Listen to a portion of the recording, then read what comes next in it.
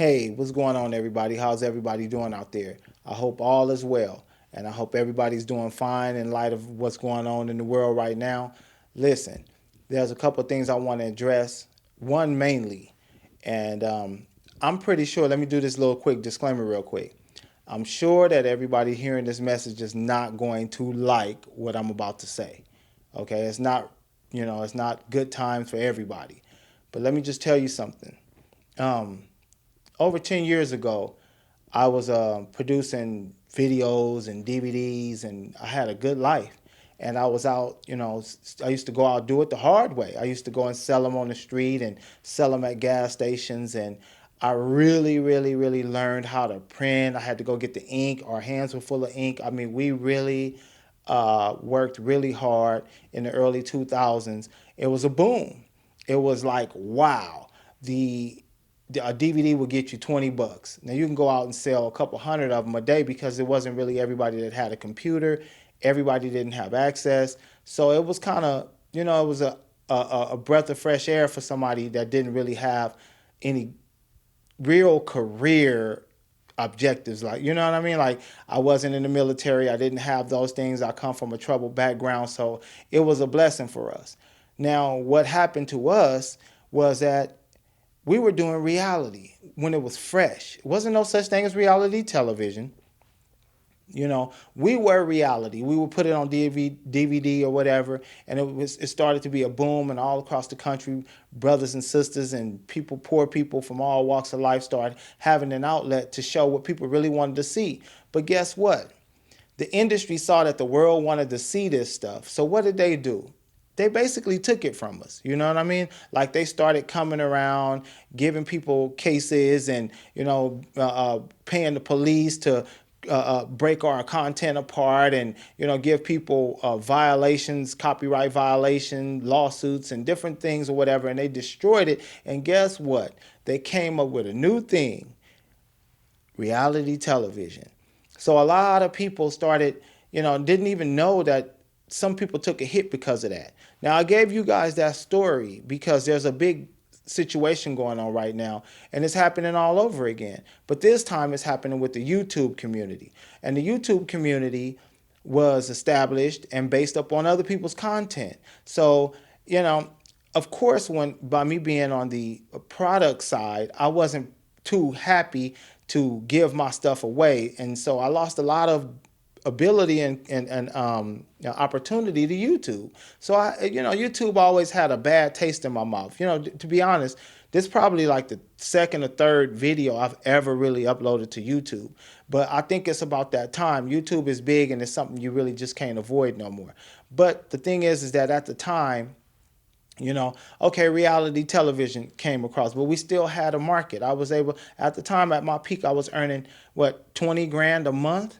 So that was a lot of money. And when that happened, I'm sure I know quite a few other direct to consumer. That's what the word was for us. We were direct to consumer producers. We would put a DVD. We didn't know much. We would put a DVD, do interviews and stuff like that. We didn't know much, but now we finally had an opportunity. Same thing would happen with YouTube. So when YouTube came in, of course I wasn't willing to give up stuff for free if I'm out selling DVDs. And at the time when YouTube popped off, DVDs was $10 a pop. So it had been cut in half by the proliferation of all the people making DVDs, all kinds of crazy DVDs. Same thing happened to you guys.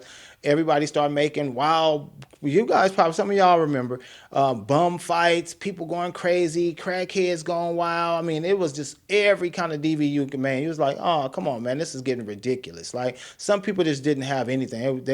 They would just get it and throw it on DVD, put a beautiful cover on it, then you watch it. It was even in Blockbuster and Hollywood Video. You would go and look at the cover, get it home. It was not even class B, it was class D. And you'd be like, oh, man. So look, this is what I'm about to say. Right now, I see an opportunity now for certain people in YouTube to get right in the door, right? The television networks are coming on to YouTube. So now all of YouTube content providers who have been working to build up these people and gather them all in one place. Now it's happening to you guys. They taking them from you. You know what I mean? They coming in and saying, okay, well, the big wigs feel like, we got to do something to get rid of you guys, right? The same thing happened to us. But here's the difference, okay? Here's the difference. Now, I didn't have nobody to appeal to. I didn't have nobody to say, hey, look, you guys, I'm losing my house. I'm losing my car. I'm losing everything that I had. And I got to be scared now because they're cracking down on content or copyrights. And they're giving people actual federal law cases for even having content that you're selling out. You know what I mean? Like, it was just real bad. So you had to really make a career choice. And I almost thought about not even getting involved. And I damn sure wasn't finna get on YouTube and give my stuff away for free. So with that being said, it's happening again. And I didn't quit. So what I did was I went and I just kept working on my skills. I sold barrels. I've cleaned up houses. I've done every kind of job you can imagine, but I still kept advancing and improving on my production skills because I felt like, okay, they did that to me, I'm going to go right back in the game and I'm going to compete with them all over again. But I wasn't going to compete with them with D quality material, and I wasn't going to with B or even, nothing better, nothing more than what I can do. And I've seen a lot of people get on YouTube and create a career on just speaking their opinions. And, some people were doing great information that I like to see. Some people were a little offensive. Some people was vulgar. Some people just did whatever they wanted to do. Sitting on the couch, didn't have to have no production value at all. Didn't have to know how to print nothing. Didn't know how to do nothing but push upload. Boy, wasn't that the life. You know what I mean? Would I say that I was jealous or mad at the content creators? No, I never was mad at y'all, never. Because it wasn't you guys. I was happy y'all had an opportunity, but it wasn't for me. It wasn't for somebody who strived to do better. It wasn't for someone who strived to compete against the big dogs. You know what I mean? I was going to come back. Like, I wasn't going to take that laying down. They took that from us. They took reality television from the brothers and sisters around this country who went out here and made that happen. And then they gave it to the major networks. Now they're about reality, which is not even reality at all. And so now the same thing. Now I see brothers, sisters, people from all walks of life on YouTube really upset right now, okay? Because YouTube has to do something from the pressure of the advertisers, okay? Because all media is advertiser driven. It boils down to a sellable product. At some point, every piece of media you create boils down to a sellable product. Now, here's the thing. We created a product that was absolutely sellable from the day we finished it, right? That was the difference between YouTube. And I never lost that. I never forgot that production and creating content is one of the best and biggest and most highest paid industries on the earth. If you got good content, people will pay you for it. Simple as that. I don't need YouTube to earn a living. I've had other houses since then. I've always had nice cars. I got married. I did things. My children were born and with private nurses, things that I was able to provide partially because of production, partially because of my hustle. I believe that if I'm going to make anything, whether it's YouTube or not, I'm going to make something that people are willing to pay for. And that's just the free market, right? So if I would have gotten mad and just quit, because I was like, man, everybody got a camera, everybody got a camera.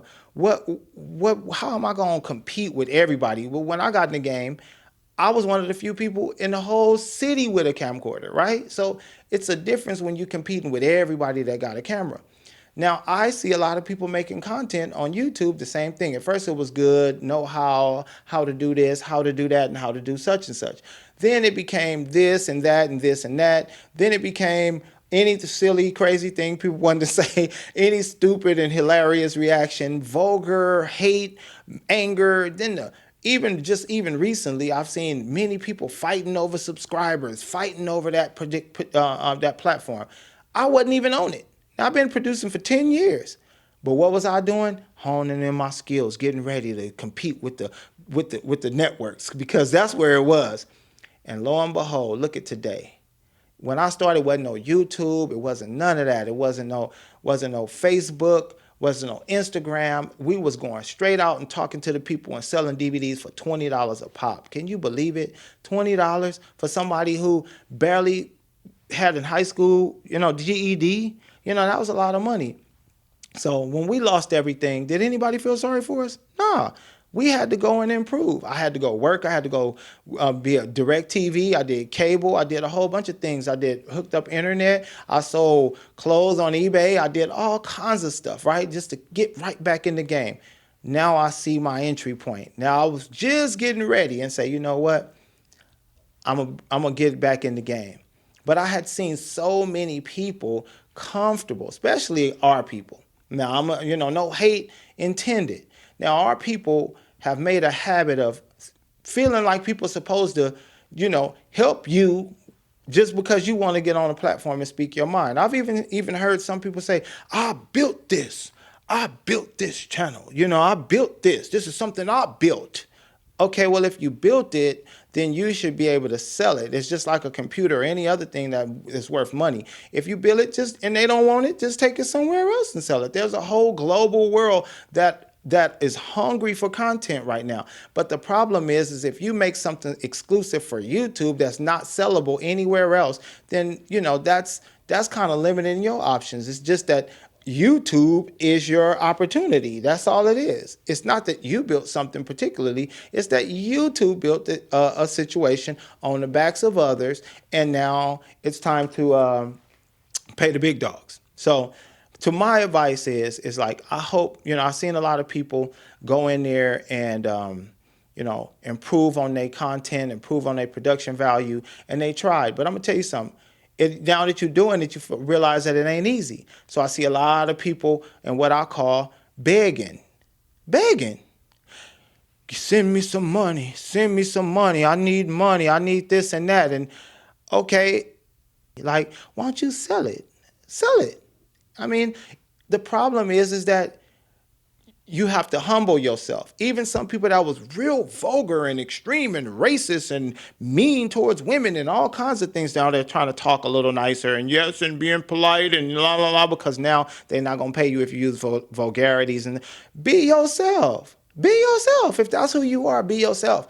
And if there's a market for it, you'll get paid. And the problem is that why you can't get the money, because people don't think it's worth any money. Yeah, they'll watch it for free, and they'll let YouTube give you a quarter of a cent on a dollar, but they not going to give you their money because they don't feel like it's worth nothing. Now, I pride myself on being the kind of person that I don't even, I would love for someone to support me, and I would like to show what I did first. I'm not going to ever come up and just because I have an opinion you might like, I don't feel like that's a value to me. That's just me. So some people, are going to be forced with showing what you're really about, showing what you got. And now you got brothers like me who've been working on production value, who've been spending hundreds of thousands of dollars over years to get back in the game. And now you're going to compete with us, and you're going to compete with the networks. And just trust me, I got to compete with the television people now. They coming to YouTube. So, my stuff can't be weak. Even my stuff or other people who have tens of more years of experience and way more money than me invested in their craft, we're going to be B class. We might even be C class, but I'm going to try not to be. I'm going to try to be A. And the problem is a lot of y'all got comfortable sitting on your butt, sitting in front of that microphone, sitting on your bed, sitting in the room, making content that is not sellable or worthless anywhere else in the world. And you can't just be comfortable. Hopefully y'all took a lot of that money, y'all did that, and y'all invested in it. And now you sometimes got to go step out of the game for a few years. And if you want to get back in it, you got to up your game, up your editing game, up your After Effects, up your computer game, get up into the 4K, processing, all of that stuff, and if you can't do it, you got to pay somebody else, which is irrational because people charging hundreds of dollars an hour now. Before you can get a student to do it. Now you can't because students are making $40, $50 an hour in their first 3 months in school of learning the basics. So, you can't afford to pay nobody, so now you need to ask for money because you're making content and you have scores and scores and scores and scores and scores and scores and scores of libraries of YouTube that you can't even put it all in a collection and sell it for $10.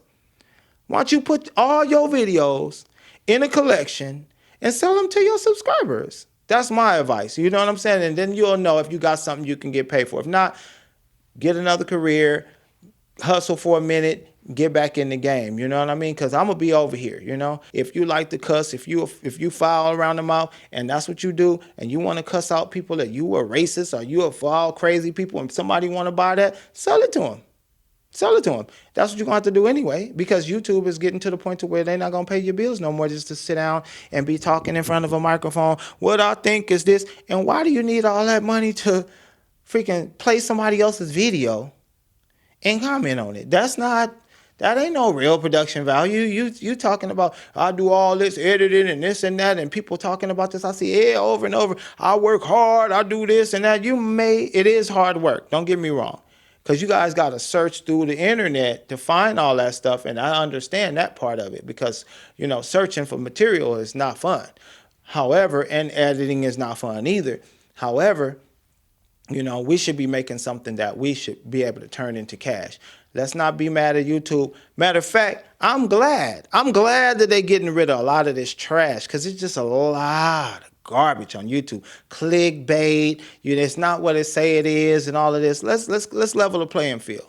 And if you're real, step up to the game. And if you got something people want to pay for to see, they're going to pay you anyway, right? Because it's a whole world out here. And the whole world is starving for content right now.